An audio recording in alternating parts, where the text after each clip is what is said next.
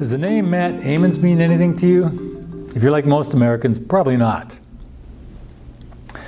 But in 2004, Matt Amiens had already won a gold medal. But that isn't what this story is about. This story is about the one that got away. I want you to imagine yourself, he's shooting in a prone position, 50 meters. He brought the rifle up to his shoulder, aimed at the target, held his breath, and slowly squeezed the trigger. He was waiting for the judge to say hit, because all he had to do was hit that target and win his second gold medal of 2004.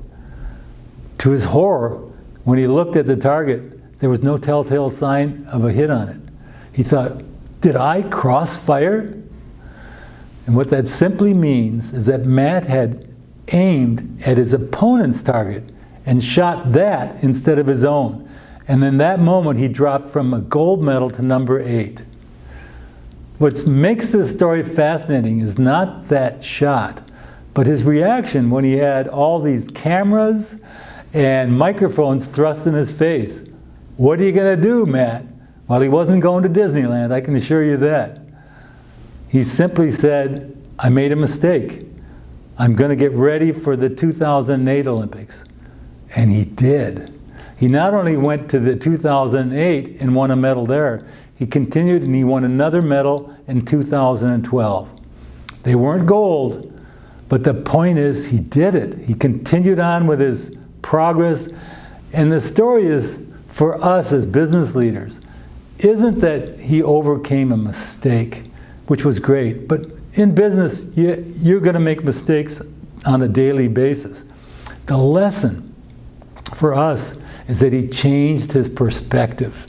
He began to realize you can't do anything about mistakes. You can look ahead and you can modify your behavior. That's the lesson. As leaders, we need friends and others who, like Matt, can help us change perspective. You know, we'd all like to be Warren Buffett and Bill Gates and worth billions of dollars.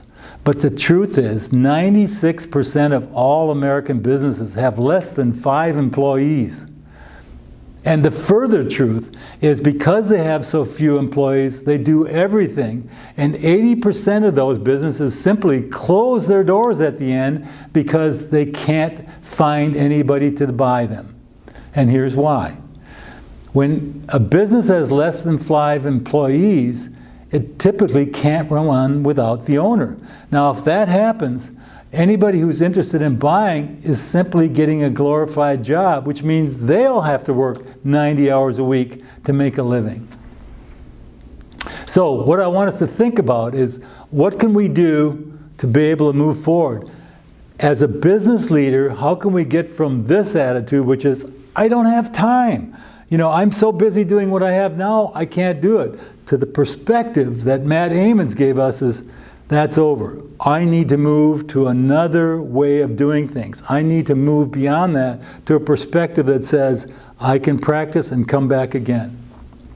So the goal that we have for you as a business leader is to be able to look at your business, begin to examine the ways in which you can delegate the skills, the experience, the things that need to be done to people inside the business, to vendors, maybe outsource some of the things that are really costing you an enormous amount of time, but preventing you from shooting at the only target that counts, which is how do you create value that can move on beyond you as a legacy for you and an opportunity for somebody else. That's the lesson from Matt Amiens. That's what we want you to take from this. Change your perspective and you'll change your business and you'll create a legacy. Thank you.